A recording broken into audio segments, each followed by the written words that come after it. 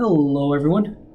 This is my solution on to the question on how to optimize weights in logistic regression on this page over here.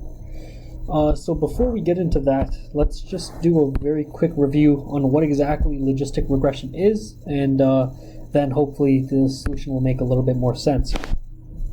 So the most basic kind of machine learning model is linear regression, where you essentially have a bunch of random points. So over here, if I just created a bunch of random points, you're basically trying to find a line of best fit between these points. And linear regression aims to sort of create this line and optimize this line to make sure that the distance between this line and all of these points is at its minimum or is minimized, right? So basically making sure that the line represents your data points as accurately as possible. Now mathematically, what it ends up doing is, if we remember, the equation of a line is equal to y is equal to mx plus b, where this is our x and this is our y. So linear regression is going to go ahead and modify these m and these b values in order to create this line. Similarly, if we had a third dimension inside of this graph over here, right, we would represent that inside of our equation by simply moving this over, calling this guy m1. Oops, so let me just I'll just erase that by calling this, so m1 times x1, right, plus m2 times x2, where this axis I would call x1, and then there would be some secondary axis called x2, right? So in this case, linear regression would have three variables that it wants to go ahead and adjust in order to create this line of best fit. Now, if we remember from high school math, a line has a domain, or any function has a domain and range, right? So I'm going to go back to a two-axis example for this because I think it's going to make more sense. But a line can go anywhere from minus infinity to infinity on its x-axis, and then it can also go from minus infinity to infinity on its y-axis. And you'll see why that's significant once I start talking about logistic regression. So what logistic regression is that it's sort of similar to, so logistic regression is what's known as a binary classifier. So what that means is that you're going to have two classes, class A and class B, and logistic regression is basically going to take some inputs, right, in this case x1, x2, and whatever, and it's just going to try to determine are these inputs part of class 1 or class 2. So mathematically, how it goes about doing that is, again, if we have a two-dimensional example, logistic regression uses a mathematical function called a sigmoid, which basically just looks like an S, right? And this S is going to go from 1 to 0. Right, so again, this is our X here and this is our Y here. So what this means is that depending on what our X is, so let's say that our X was over here, right? Then we could go ahead and plug this X into whatever this function is, and then we would say that, hey, look, this X is part of class 1, whereas an X over here, or whereas a value of X over here would be classified as class 0. So mathematically, what that means, or mathematically what a sigmoid function is a sigmoid function is y is equal to 1 over 1 plus e to the minus x, right? So depending on whatever our x values are over here, this function is going to go ahead and return something between 0 and 1. And that result is going to be the probability of this x being part of class 1, right? So again, if we had let's say an x over here, then we would say that, there's a fairly high probability that an x value over here would be part of class 1. So now, sort of relating this back to our linear regression example over here, what we're essentially going to do is we're going to take our linear regression model and we're going to plug it in for x. And again, I'm going to go ahead and change some of the notation just because later on it's going to make the equations make more sense.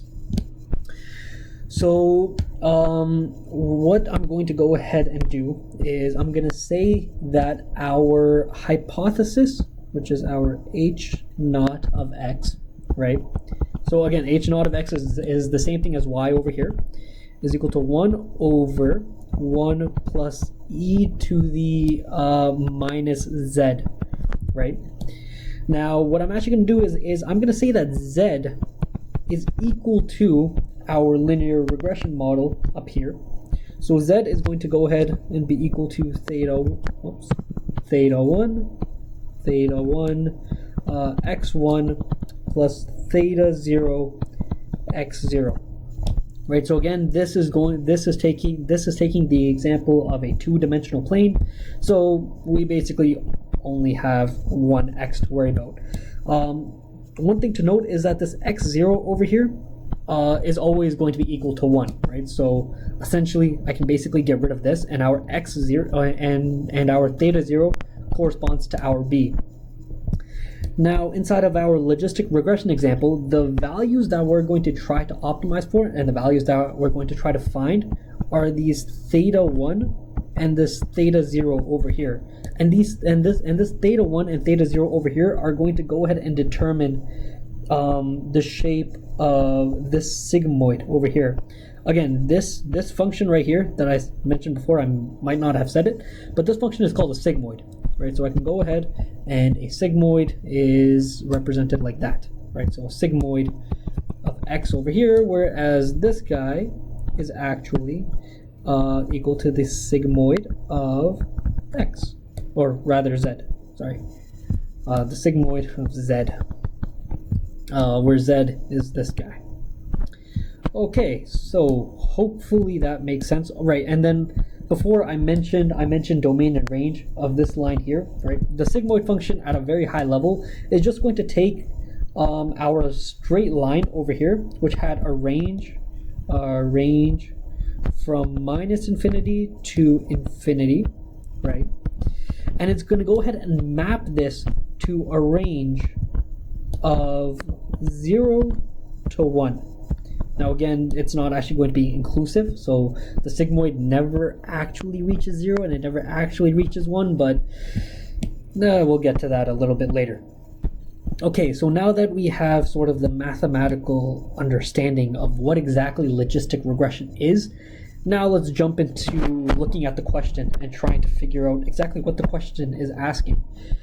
So again, there's a lot of different symbols here that take some time to get your head wrapped around. But again, sort of breaking this down. Here we have our hypothesis, which is h naught of x, and again, like I said, this is 1 over 1 plus e to the power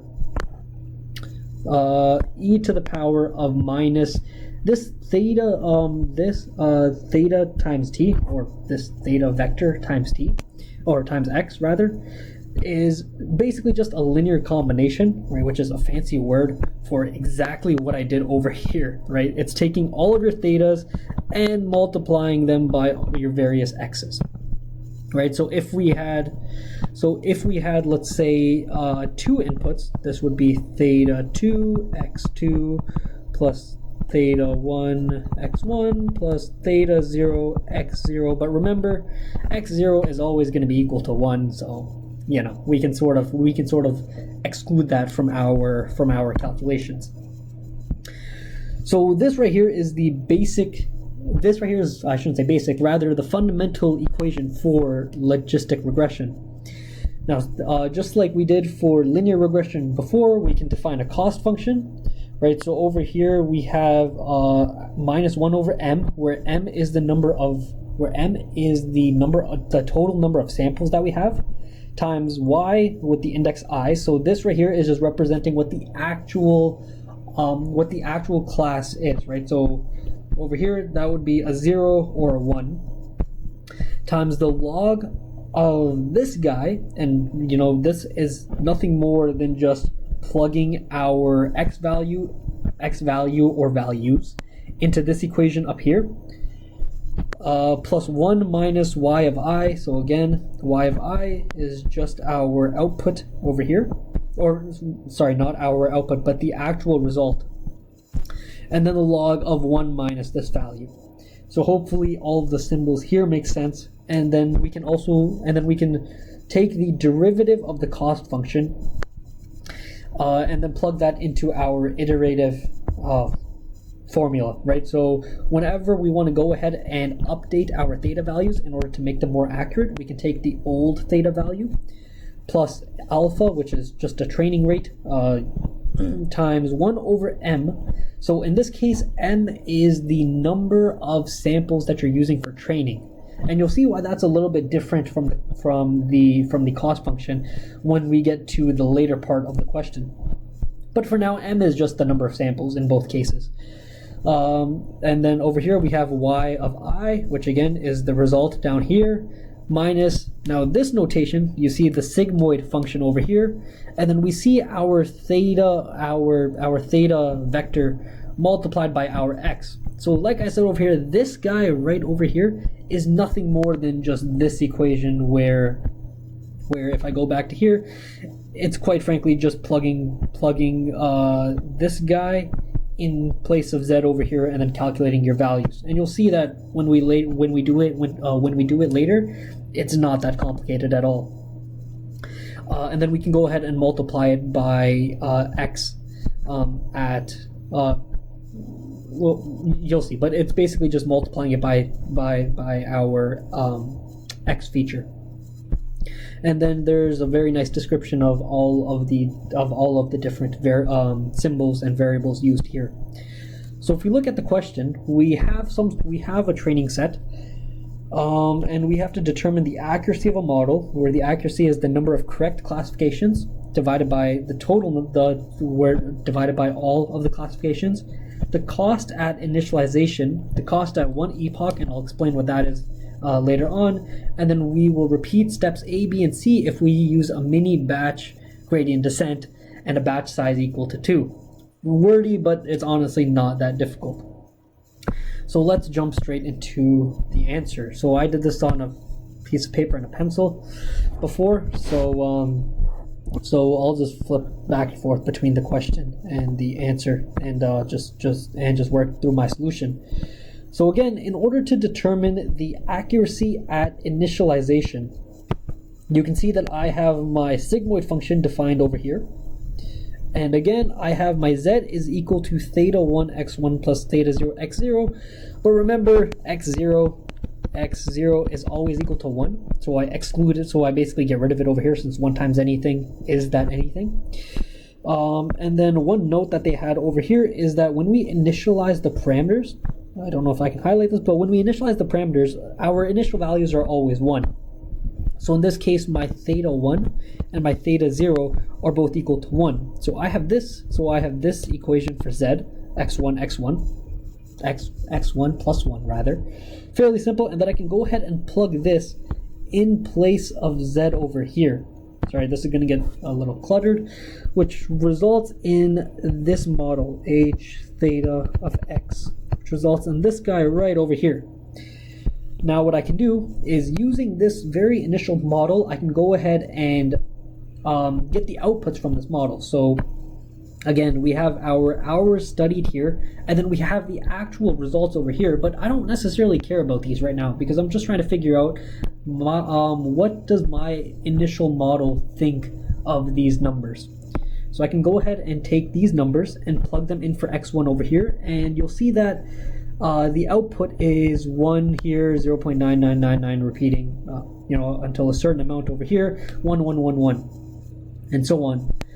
Now, one thing to note is that h of x1 isn't actually ever 1, right? So if you remember when I went back over here and I was explaining what a sigmoid is, If you remember from high school, range, if you want to go ahead and include the numbers 0 and 1 inside of your range, you use square brackets, but you'll notice that I actually used round brackets, which means that the sigmoid function doesn't actually ever reach 0. It only reaches 0 if you plug in minus infinity, and it only reaches 1 if you plug in infinity. Practically speaking, you're not going to get an x value of infinity. But the thing is that my scientific calculator, and actually most calculators, aren't accurate enough to give you the real number over here, so they just approximate it to 1. The only calculator I found that actually does this is Wolfram Alpha, but I only had a scientific calculator available to me when I was doing this question. But in any case, you can see that my model thinks that for all of these x values, my output is 1. So let's see how accurate this is. So again, the number of correct classifications. Well, that one's wrong. So we got 3 correct classifications, and we have 5 classifications in total. So 3 divided by 5 is equal to 60%. All right, cool. So that's the answer to question A. Now the cost at initialization, whoops, let's go back over here. So now the cost at initialization, we're going to go ahead and use this function up here. So how I go about doing this is I write down that function over here. And again, here is my sigmoid function, and here's the thing that I'm defining z as. Again, I explained how to do that up here. I'm just going to go ahead and get rid of some of these markings because they're not really useful anymore. And now let's start plugging values. So again, m, if you remember, is the total number of samples. So I have, going up, so I have 1, 2, 3, 4, 5 samples. All right, great. So minus 1 over 5, and then the summation for every single one of my samples. So you'll see that this summation just means do whatever this is for all of your samples. All right, cool. So, and then I go ahead and I say y of I times the log of, let's actually go back here. So y of I times the log of this value. Now, we actually calculated this for all of our samples already. If you remember this table that I created right over here, I can go ahead and use this table, and more specifically these values, in place of h theta xi. Right, so you can see that I see that over here, and then I also see 1 minus that value over here. Right, and then y of I is the actual classification. So in this case, y of I would be this result column over here.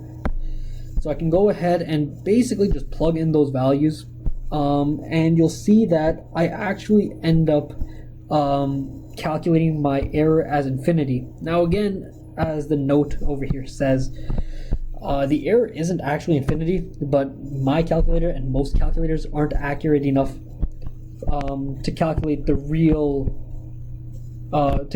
non-approximated values for these. So since we're saying that, hey, the model is 100% certain, which it really can't be, for every single one of these, we end up with an error or a cost of infinity rather. So that's the answer to this, but again, if you did all of this inside of Wolfram Alpha, you would probably get a number, if I had to guess, somewhere around 40 or 50 for your cost. Now part C, it says the cost after one epoch. So epoch just means that one epoch just means that the number of times that we run through every single one of our samples. So in this case, when I go ahead and I iterate these updates over here, I'm going to go ahead and use all of my samples for the first iteration and all of the other iterations. So my m is going to be equal to 5. So one epoch just means doing this guy once and plugging in all of our samples into this equation. So again, I'm going to go ahead and say that my theta 0 new, and remember that this has to be done for every single one of the thetas that we're trying to find. So if I go back up here a little bit, remember that ultimately we have to find a value for theta 1 and theta 0. So I'm going to go ahead and calculate a value for theta 0. theta 0 over here, and theta 1 over here. Right, so theta 0 old plus my alpha, which they gave me as 0.1, times 1 over m, where m is the number of samples I'm going to go ahead and use in this iteration. So in this case, I'm using all 5 samples, times the actual value minus, again, sort of complicated symbol here, but again, this right here, I can just grab this directly from this table that we created earlier. So now if I go ahead and do that, I end up with this long line, and then this is just plugging it into a calculator, and we can find out that our updated theta 0 new is equal to 0.96, right? So before it was 1, so I'll just go ahead and write that down. The theta 0 old was equal to 1, but now it's equal to 0.96. Cool. Let's see, is there anything else that I need to explain over here? I forgot to explain this. So the theta j of I just means that so this I up here, sorry if it's a little bit hard to see, but that I is basically just saying, hey, I want you to go ahead and multiply this for every single one of our samples, and x of j is going to be actually x of 0. Right, so again, since we're updating, if I go up a little bit, come on. So if I go up a little bit here, you can remember that we have x of 1 over here and x of 0 over here, but I told you that x of 0 is always equal to, it's equal to 1. So you can see that inside of this step over here, I multiply everything by 1, although again, multiplying by 1, you don't really have to, but just to show that I did it. That's what's happening over there. But you'll see that this term is actually much more important when we're calculating our theta 1, because in that case I need all of my x1s instead of my x0s, and x1 is equal to 29, 15, 33, 28, and 39. So again, it's the exact same equation, just the numbers are going to be a little bit different. So my theta 1 old is equal to 1, my alpha is still 0.1, my number of samples is still 5.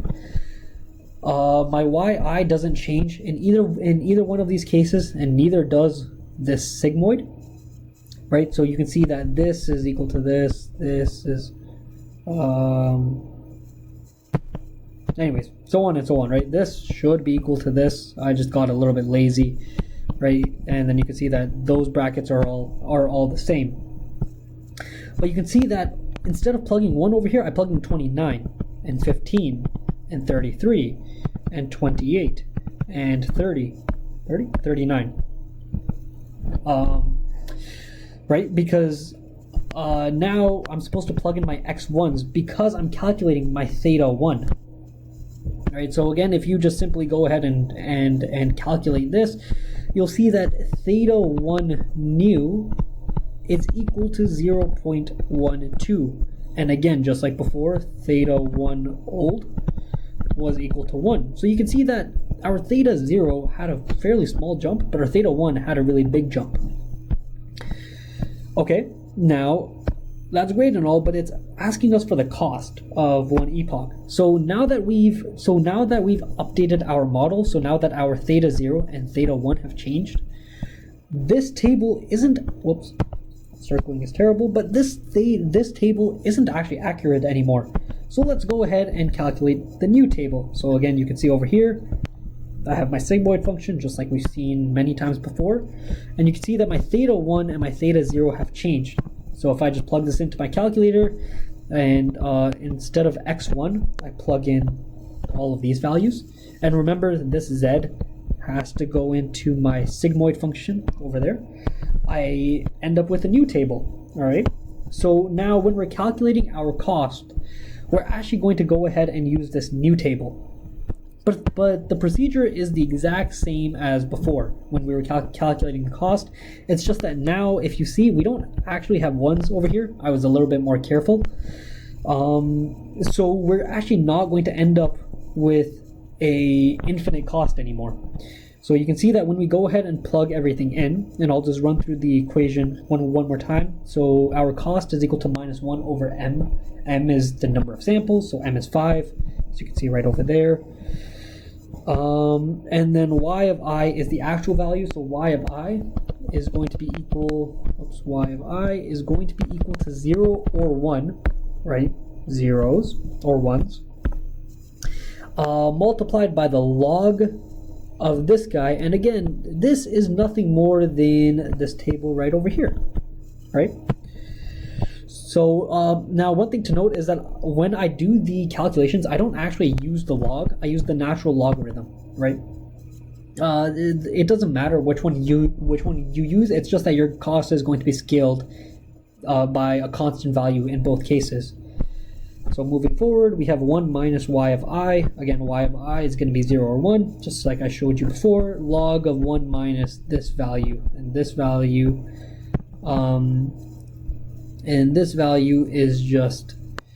is nothing more than, well, you're going to have to calculate that.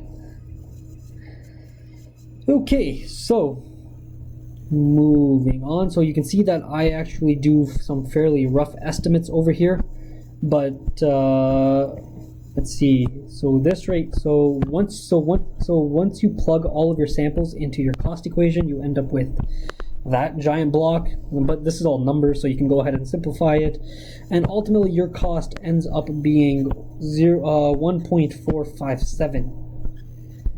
Ooh, that was a lot of work. All right, cool. So now we're done A, B, and C, and now we have to go ahead and repeat steps A, B, and C if we use the mini batch gradient descent algorithm, where with the batch size equal to 2. Now I'll explain what that is. If you remember when we were training our models, well, let me just go ahead and erase. Let me just go ahead and erase this. Let's just cut it. Cool. Now, if you remember, when we were training our model in part C, I said, hey, let's go ahead and use all of our samples, right? So m was equal to 5. Now in batch, right, and you can see that and you can see that because of that, we only had to update theta 0 and theta 1 a single time. In batch gradient descent, what ends up happening is, I'm actually going to go back to this, what ends up happening is that we're going to use our first 2 samples to iterate or to update our model the first time. Then after that, we can use the 3rd and 4th samples to go ahead and update our model a second time. And then we can use our 5th and 6th samples to update our model a third time. And you can see that there is no sixth sample, so we're just going to use the 5th sample for that last iteration. But you can see that it takes us 3 iterations now in order to go through the full training set, right? And going through the full training set is the definition of 1 epoch. So what we're going to do for part D, so actually let's go ahead and define A and B first. So let's see, if I go a little bit down, I say that steps A and B should be the same as before because the model is still untrained.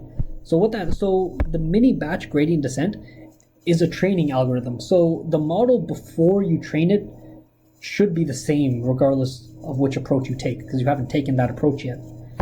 So, instead of writing it out because my hand was getting tired, I just said that, hey, steps A and B should be the same.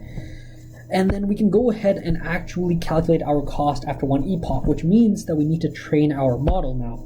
Now what that means is we're going to go ahead and calculate our theta 0 nu and our theta 1 nu. And you can see that at this point I was starting to get the hang of this. So I ended up doing this a lot faster, but again, you can see that my theta 0 old is 1, my alpha is 0.1, but now my m is actually 1/2, right? And you can see that, I actually only have, let me just circle this correctly. I only use 2 samples when I'm training, right? So these 2 samples correlate to the first 2 sets here. And now you might be asking, hey, where did you get this 1 and where did you get this 0.9999887, whatever? again, the model is untrained, and if you remember, we already calculated our model estimates for an untrained model, right? For x1 plus x1, so for x1 plus 1. So I just went ahead and I grabbed these values right from there. Okay, so that's great and all. So I go ahead and I calculate my theta 0 nu, which is 0.9, and then I calculate my theta 1 nu. Again, same approach, but instead of this 1 and this 1 over here, right, and this, because if you remember x0 is always equal to 1, I use 29 and 15, which correlate to my x1.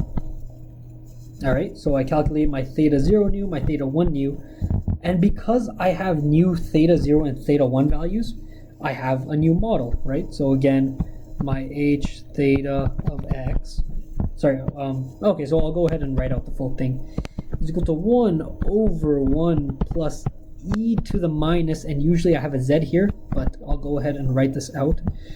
So my theta 1 nu is equal to 0.29999 x1 plus plus 0.9 plus 0.9, right?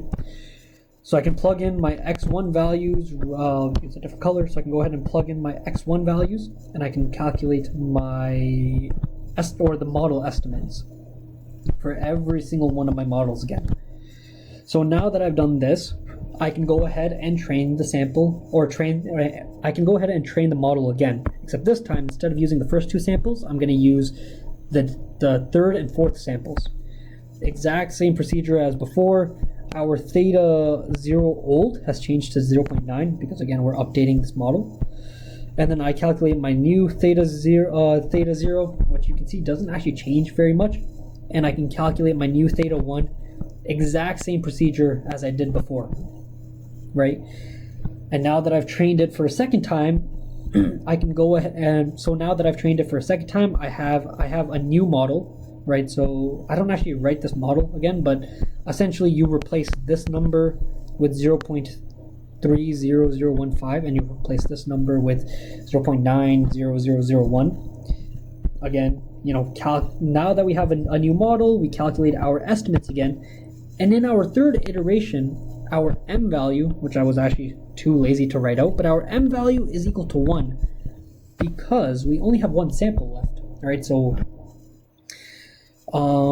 I can go ahead and use that single sample to run through my iterations, and you can see that by the third sample, my theta 0 nu doesn't change at all, and my theta 1 nu only changes a little bit.